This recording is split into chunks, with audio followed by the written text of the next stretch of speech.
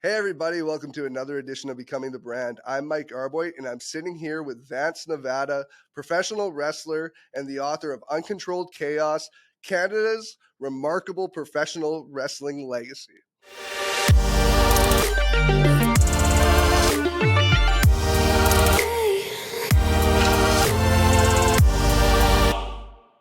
How's it going, Vance? Great, Mike. I'm glad to be here. Uh, People might not know this about me that watch the show, but professional wrestling, it's something I've loved since I was a kid. It's something I've done since I was a teenager. So I've wanted to bring that industry into our podcast for a while now. And you're officially our first one from that industry. And I am super, super happy about it because I can finally talk about something that I absolutely love. So thank you for being on. Awesome. I'm Yeah. glad to hold that distinction.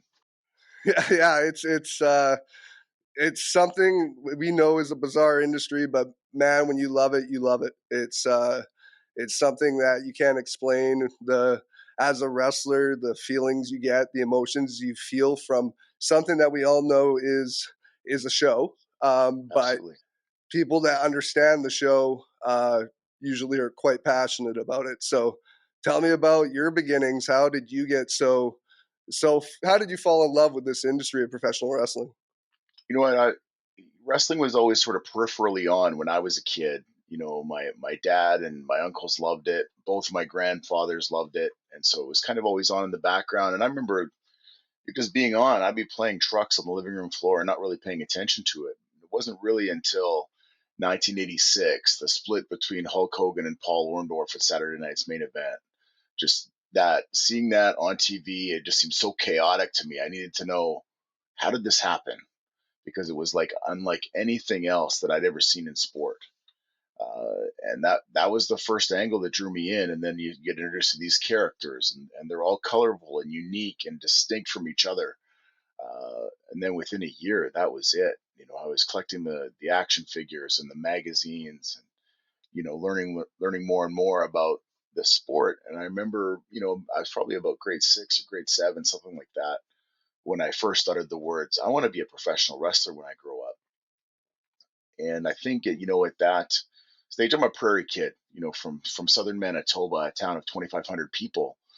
If you're a kid that wants to be an athlete when you grow up, the only goal is the NHL. That's it. You're going to Yeah. play professional hockey, right? To be a professional wrestler, well, you might as well tell people you want to fly to Mars. It's just unrealistic. So I just stopped talking about that, right? Because it was just, you always knew it was going to be aggravation. So whenever I would be asked the question, what do you want to do when you grow up? I say, I'm going to be a writer. And initially thinking that I would like go to university for journalism and become a newspaper writer. But then I learned that, newspaper writers are broke. So that wasn't really going to be a path. Fortunately for me, while I was still in high school, I met a gentleman who was a former wrestler who had a ring in a Quonset out behind his house. And I approached him about training. His name was Ernest Rowe. And at the time I met him, he was 63 years old, this stocky Frenchman who worked in the pipelines. And he said, "Yeah, sure, I'll train you." Uh, he didn't train me very much. I should say I didn't learn very much from him. I think I learned 3 moves, a headlock takedown, a hip toss, and a chop. But it was enough to get my foot in the door. And then started in Winnipeg, wrestling in the community centers with River City Wrestling. And it was very much at that time, in the early 90s, it was still before wrestling schools really became a thing. Uh, you were you would find your way into the business, and then it was really like an apprenticeship. So I would show up for the matches at 2 o'clock or noon usually, set up the ring. I'd get 3 hours of ring time with the veterans, and they'd teach me stuff. And usually it was, here's the 2 or 3 moves we need to make sure that you know for tonight. So let's work on the flying drop kick. Let's work on this. Let's work on that. And you would just sort of like build yourself that way. Then you wrestle your match that night, tear down the ring, and then go home. And and repeat. So Yeah. that was kind of the first year in wrestling, and you just like learn a little bit as you go, and and that was kind of my start. What year was this? 1993. 1993. So like, just a hot time in wrestling.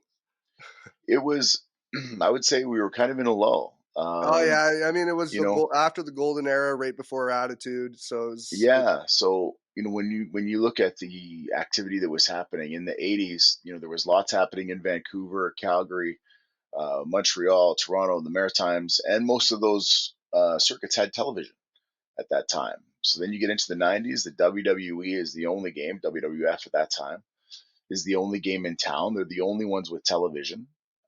So it was a bit of a slog. So we were wrestling every second Thursday or something at the Chalmers Community Club, and that was it.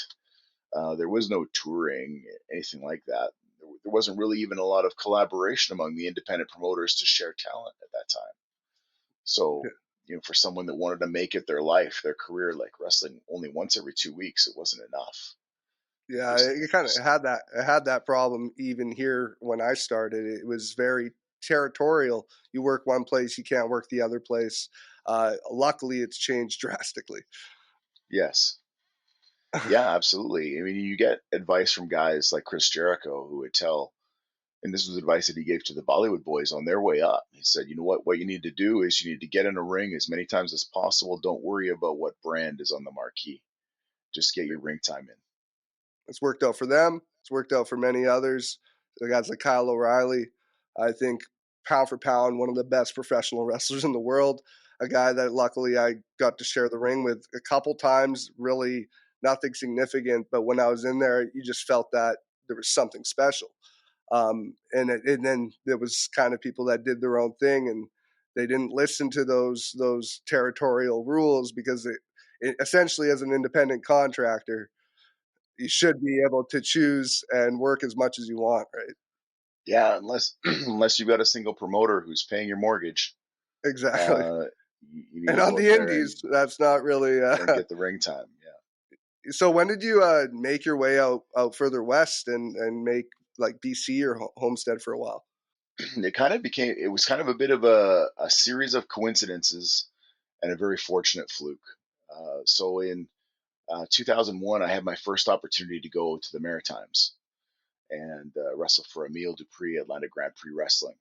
And it was just enough of a taste that when that opportunity came up again in 2002, I jumped at it. And it looked like I was going to be going from my home in Winnipeg to Nova Scotia for 3 months. So when I left home, my wife was very supportive. She said, "Yeah, you know what? I'm glad you're pursuing your dream, and I'm glad these things are falling in place for you. But you need to know, I hate Winnipeg. I hate it. So we're moving." And she had always wanted to be on the West Coast. Her grandparents were here. She was born here in Abbotsford. So while I was in the Maritimes, she packed up the house and the U-Haul and moved us west. And when things wrapped up for me in the Maritimes, I didn't know where my new home was. So we had met back up in Winnipeg, where she happened to be visiting family, and hopped on a Greyhound to the West Coast, and that was home in 2002. Oh wow! And the first promotion you made contact with was out here. Which Yeah, one? actually, amusingly, when we first arrived, we were in Wally, so sort of that north end of Surrey, very rough. Yeah, Not very far from the Bridgeview Hall. But at that time, All Star Wrestling under Fabio Chiesa was training out of a kickboxing gym at just off the Gateway train station, which was colorful about two, mats. yeah, which was about 2 blocks from where I was living. So I wandered over there one day and just said, "Hey, I'm Vance, and wondered if I could join up with you guys." And I think maybe he didn't know who I was, and he gave me an introduction to say, "Yeah, you're welcome to come and train with us anytime. This is how much it costs."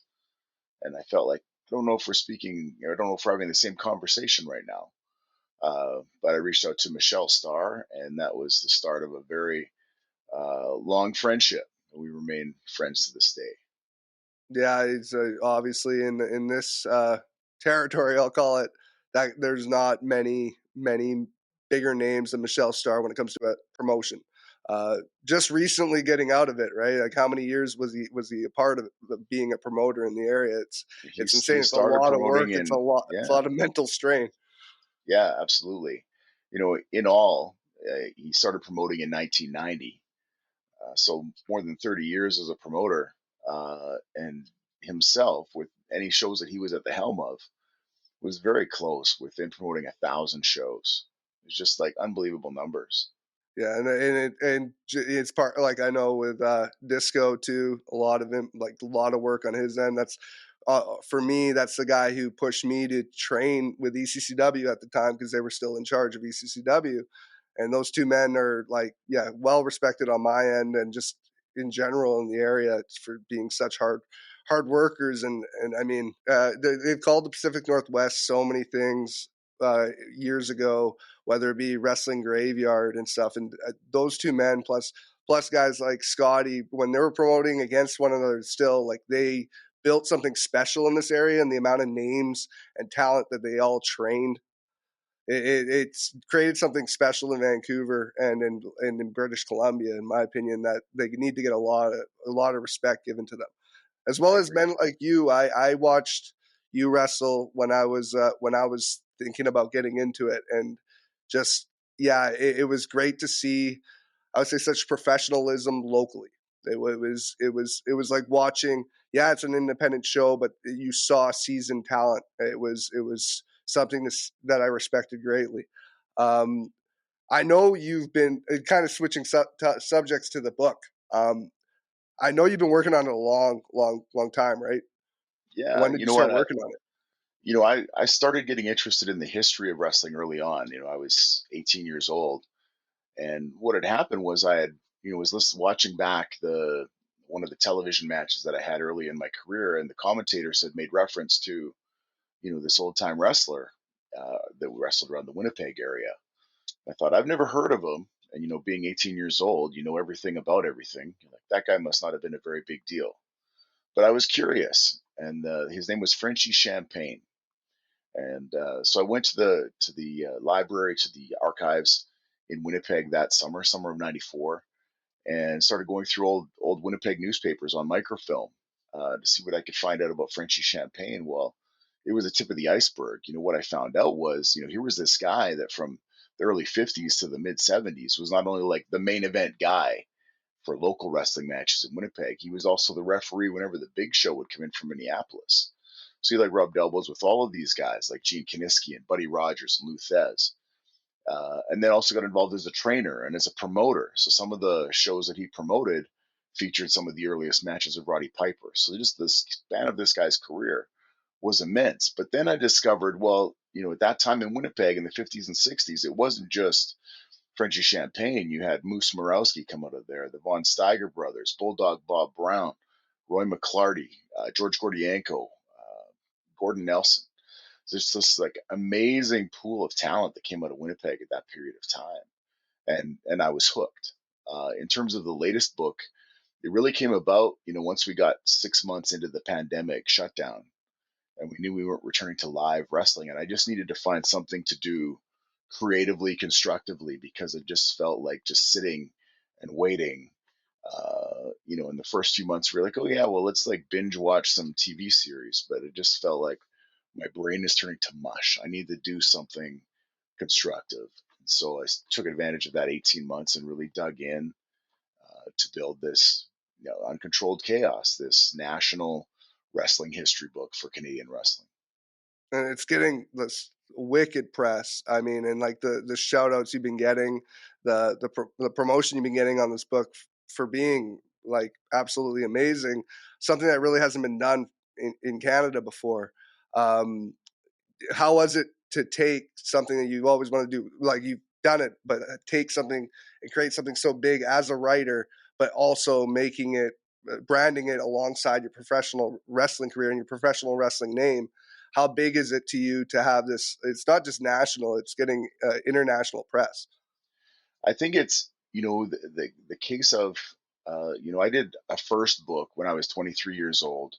I did it under my given name, not really thinking about building a brand at that time, right? Vance Nevada as the wrestler and Vern May as the writer. and that's who I am outside of wrestling day.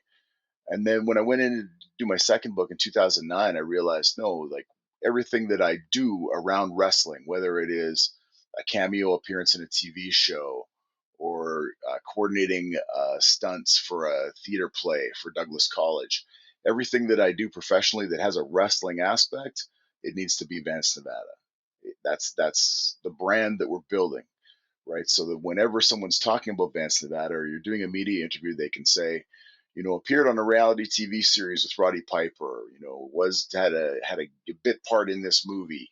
All of those things are Vance Nevada credits. And when you start to process that and realize that, yeah, you can be successful as a wrestler, but really, and I noticed this most, I think, at a period of time when I took a pause from wrestling altogether. It had become all consuming, wrestling and promoting and traveling and touring and marketing. And I took 5 years completely off from wrestling. And, what I really realized is that being a successful independent wrestler is being like the smartest guy in prison. Neither of those things matter when you get out, right? And Yeah. now I'm, completely out of wrestling and I'm saying, well, I'm the most prolific wrestler of my generation. And people are looking at you going, we don't really know what that means. And we don't care, right? I held over 30 titles in my career. That doesn't really relate to what we've asked you to do in this job, right? I was caused 3 riots, whatever you did in wrestling, it didn't matter. So you start to think, okay, well, what do we need to do to make sure that that brand is relevant across as many platforms as possible so that I can leverage that professional experience that people don't see as transferable into other environments and make it relatable to all. So when you talk about being a professional wrestler and then moving into, say, a government job, people would say, well, those things don't align. Absolutely, they do align because government is all about public speaking and recognizing that you're on the record all the time. And just Yeah. like wrestling, we don't get a second take. So you're out there live, and whether it's delivering a body slam or delivering a live promo in the ring, you need to be on at all times when you're around the public. And it's the same way in public service. Um, in professional wrestling, as independents, we're handling all of our own logistics, our own travel. Often we're writing our own press releases because we can't count on the promoters to do that for us, right? They're busy promoting their brand, their show. So for us to do our thing, yeah, I'm going to send out my own press releases to the media to say, Vance Nevada's coming to town. Here's why it's a big deal, right? And list off those credentials that they maybe won't readily associate with, oh, yeah, he's just another wrestler on the show. So it became very, very important in my personal brand uh, to really put that whole portfolio together, writing, uh, you know, movie work, choreography, wrestling, producing, the whole package. Yeah, like branding is always been important, but I think now specifically with how easy it is to basically promote your own brand and develop your own brand, I think it's you see some wrestlers really getting it and knowing that they should market under their gimmick names, and you're starting to see more of the characters coming back. Like for a while they were really going with that almost like that UFC style. Let's give these guys just this like normal names and not give them any characters, but the characters are the best at branding themselves and creating Yes. something bigger than just wrestling. They're thinking about after the bell. They're thinking about after their careers. Essentially, you don't see the besides guys like John Cena because I mean he was the man of that era essentially, but you see the character guys are the ones that are still sticking around in their 50s and 60s, uh, selling their characters and still making money doing it, i.e., like Ric Flair, who always finds a way to Hmm. make a ton of money off of being Ric Flair. No Yeah. matter how old he gets, he's Ric Flair. Obviously, he has a different spelling of his name, his birth name, but he will never be known as that. He is Ric Flair. So it's. I think you've seen a lot of wrestlers kind of rebel against that, where they'll have like Twitter handles as their real names besides their gimmick Yeah. names, which I think works in a way if you it's almost like you're worried that you're not gonna be there forever. But if you treat it like you are gonna be there forever, or that this is gonna be the most like the biggest part of your career, this character, go hard with it, promote it, do anything you can under that character name because it's the most marketable. Absolutely. And I think that there's kind of these conflicting schools of thought right now where, people are saying, yeah, you need to engage with your audience in a different way. There's people that are looking to connect with you on Twitter or on these social media platforms, and you need to engage them like friends. And I disagree with that. I think that there definitely is more contact with peers and with the public now through all of these different communication channels that we have. But one thing that is very important is professional distance. Because as soon as you make a buddy connection with someone, you've changed the dynamic of the relationship. And I saw this, even early on when I arrived in BC in 2002. At that time, the training school was in Langley. It was called the House of Pain. And we would do these student shows every Sunday. And you'd have a mix of some veterans that would come down there and work with guys. And it was just getting them ready. It was kind of like, on a very small scale, the NXT of the indie at that time. So the green guys get in there, they get a chance to kind of like try out different ideas, different moves, different characters, get their first experience, cutting promos. And this would maybe be only in front of 25 to 50 people. And the 25 to 50 people would be like diehards. It'd be like some family and friends, but you have your diehard fans that want to be there and see who's the next guy coming up the pipe. We want to be along for the whole journey. And I remember early on, you would see this situation happen where you got young guys who, in Vancouver, transit is so prevalent. A lot of them didn't have driver's license or cars. So they would be like getting rides from the fans to the show, doing their thing. And then they'd go out, the fan would drive them, they'd go out to a restaurant all, and they would all hang out. And it didn't matter who the baby faces and who the heels were. Uh, and I'm trying to explain to them, like, I understand that you've leveraged this relationship because out of necessity, but what you've also done is you've just killed your future money. If you're trying to establish yourself as a heel and they've had a chance to see you with your mask off, kind of thing, like, you just killed their ability to really get molten lava heat down the road. And for myself, whenever I was a heel, my MO was always the case that fans never had access to me that I didn't want. So, I wouldn't be out there at intermission signing autographs and being a nice guy because I've just given myself away, right? If I'm the villain, you have only the access that you paid for, which is my time in the ring. So I'm going to come out, I'm going to cut my promo, I'm going to wrestle, I'm going to go to the back. You're not going to see me at all, right? If you're that devout that you wait an hour after the show when everything gets torn down and you're out in the parking lot and you're by my car and you're asking for the autograph and you've probably been standing out there in the rain for an hour, yeah, I'm going to take the time, I'm going to sign your autograph. Yeah. But you know, in that context, that person has a different appreciation for what we do than just a fan that's there that doesn't realize, no, there are definite good guys and bad guys. And so I think that's probably right now the hardest thing for me to navigate is, on one hand, I need to be the smiling author saying, hey, I want to meet every single one of you people and sign your books. And then 50% of the promoters that I'm working for, particularly everything that I do in British Columbia, I'm on the other side of that spectrum where it's like, listen, I'm going to come to your town and I'm going to punch a woman in the face. And, and so that's kind of a unique dynamic to try to figure out, well, how do we keep the brand consistent, uh, and make it make sense across all markets? So I'm not an expert in that. I'll admit I'm still juggling that one. Oh, it's tough. It's always tough. I mean, wrestling, what wrestling broken down essentially is good versus evil. It's what it should be. That's what it was built on. You had one great, like, popular character and somebody who's trying to undermine them, right? And it's gotten away from that. The internet had a lot to do with it because you saw people living their normal lives outside of their characters, and they started going more real with it. But it kind of killed that like dream world that is professional wrestling, that I think it was, they were trying to market to kids, but they were actually doing it completely wrong.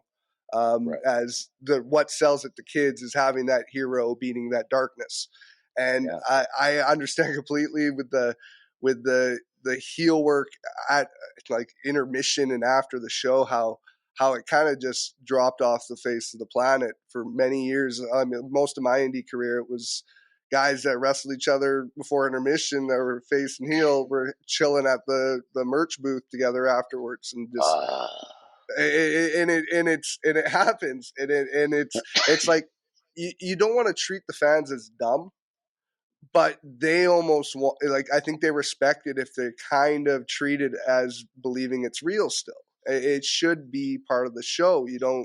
You don't see movie characters, like, you don't see the behind the scenes takes of movie characters, because essentially that's what wrestling is. It's a live action movie that gets one take, and Yeah. it's I think it's gotten away from that a lot. I think it might be coming back a little bit more, but being a heel is more difficult than ever, because, like you say, I'm going to punch a woman in the face.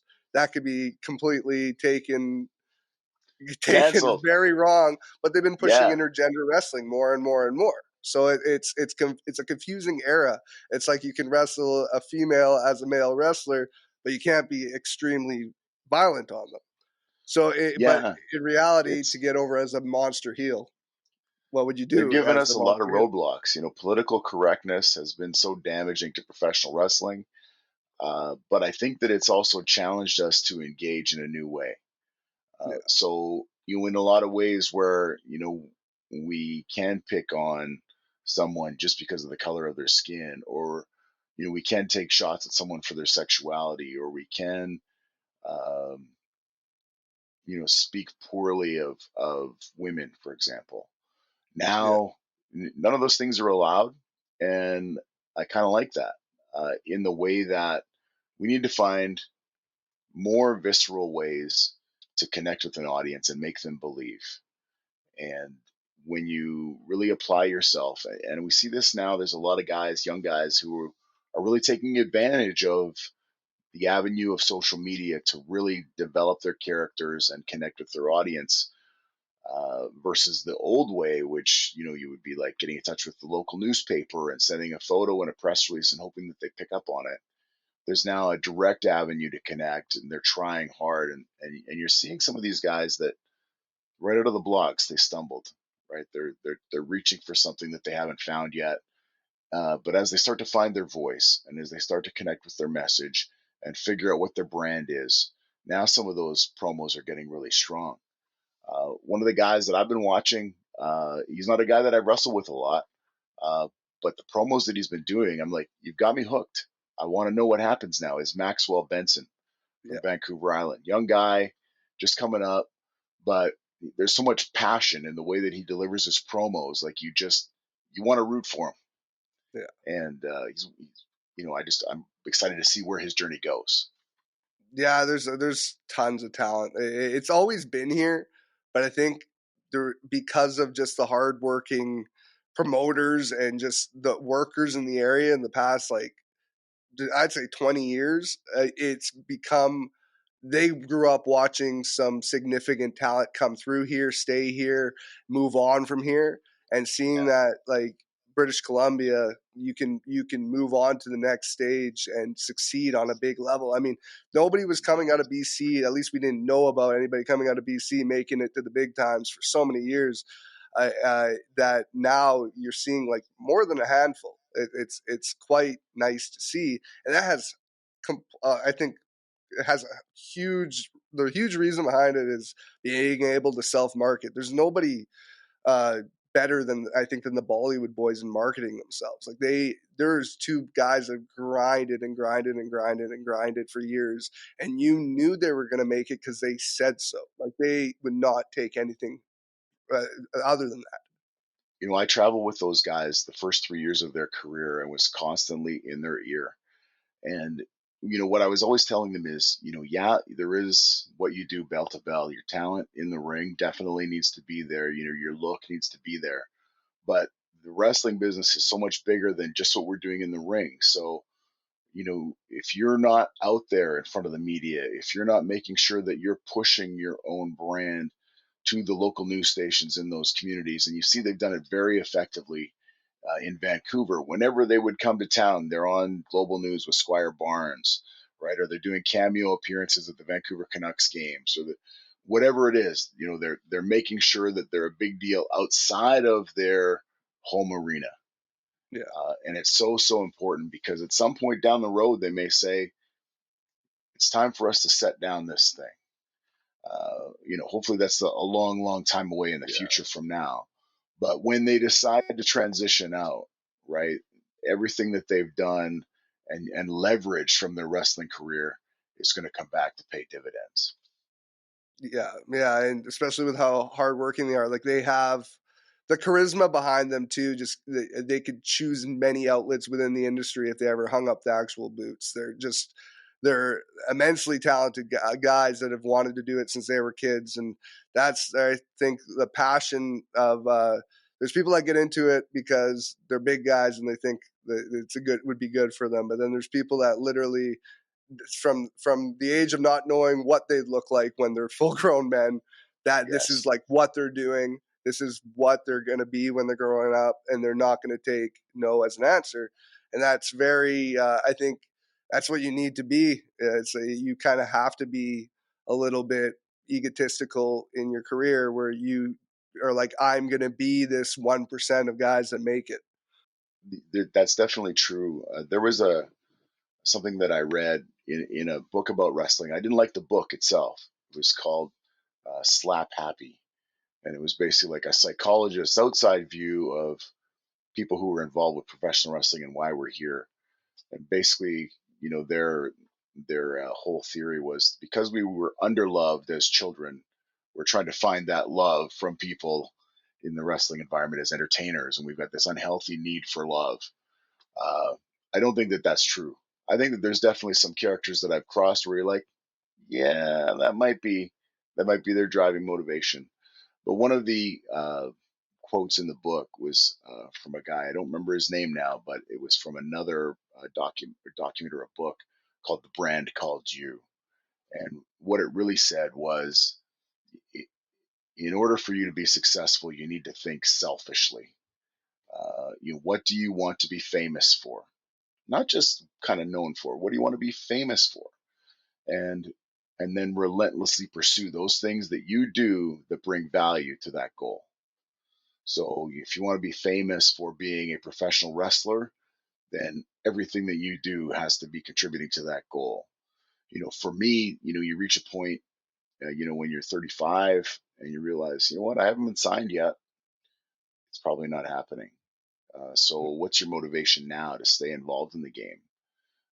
And for me, it's just that opportunity to take that art, the science of wrestling that I learned from the guys in the territory era that passed it on to me, and now bring that forward to the current generation of guys to say, here's the real art to what we do. Yeah, we could go out there and do 50 moves and people are they're gonna pop for us. They're gonna cheer.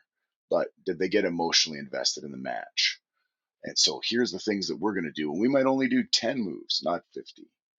But when we're done our segment, those people are going to either be over the moon elated and excited, or we've just ripped their heart out. And in that case, they're going to want to see that again. They're going to want to see, Red DeNero get his revenge on Mr. Beefy Goodness next time. And that, when you can capture that in front of a room of people that have never met you before in 15 minutes, decide that they hate you so venomously that they want to see somebody physically harm you, that's magical. Yeah, yeah. It becomes different. Like I'm turning 35 in the cup like next month, and I left wrestling for 6 years, like until last year, and it's a weird time to get back into wrestling when you're 34, 33 years old, but I kind of I'm having more fun with it because and my ultimate goal is to have fun with it and create memories for people watching it. It's not, it is no, there's no super ego in it for me anymore. Where I used to get really upset with either bookings and all this stuff. Now it's just I just want to have fun, do the best performance I can for these people to grow their love for it, and hopefully kids especially just get them into it where they think they can do it and try it out. Yeah, absolutely. So, Uncontrolled Chaos, such a success. Where can people find it? I know it's been selling like crazy on Amazon for you. Is Amazon the main place? Amazon has been doing really well, and I'd never, my previous book, I worked with Crowbar Press out of Tennessee. They didn't really have distribution, so it was really up to me to hit the road and do it. This time, I'm working with Friesen Press, a Canadian firm, but they've got distribution to over 50,000 outlets. And it's been unreal to see. And I have to really thank Jim Cornette, because after he made a mention on his podcast, Amazon sales went crazy. At one point, we were number 2 on Amazon for wrestling books, behind only John Moxley. So that's almost surreal. So Amazon is a really great place to get it, or you can get it directly from the publisher if you go to uncontrolledchaosbook.com. That's awesome, man. I appreciate you coming on. I could talk to you literally all day. This is my favorite subject to talk about. I've been wanting to do full on wrestling podcasts, but as a business owner, it's really hard to get away from doing business podcasts because we do them all the time. So it's a lot of work, a lot of time. But this being able to bring in an industry that I love so much onto this show, and to our community that watches this, is huge for me, and I appreciate you being the first of many. I'm hoping. I'd love to have you come back because there's so much more, like from the Mr. Beefy Goodness persona when you came up with that, everything. I'd love to talk about more. Sadly, we do to cut this off at around a half hour, but yeah, Yeah. thank you so much, man. I appreciate it so much, and I hope to see you soon at one of the shows out here. Where are you coming out and working in BC soon? We're kind of all over the next several weeks. Tonight is Edmonton, tomorrow Lethbridge. Then we're going to be in Ottawa and Oshawa in a few Oh, weeks. Then Nanaimo the following weekend. Vernon, Okotoks. We're kind of all over the map. wow, Looks like still grinding, man. You've been grinding for a while too. Like these last couple months for the book press, and just you working. It's a lot of traveling. it has been a lot of travel, and unfortunately, a lot of smaller cities or a circuit of cities. So there's no flights. So there's been like a few overnight drives where you're like punching your leg to stay awake, just to make it home. But it's the reward that you get from being able to connect the fans with this incredible story of Canadian wrestling and wrestlers that they've never heard of before, because a lot of it has been the same narrative featuring the same 5 or 6 top guys, has been amazing.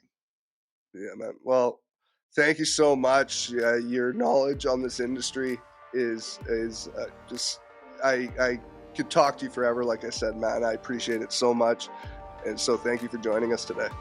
Absolutely my pleasure. I look forward to doing it again. Thanks, man.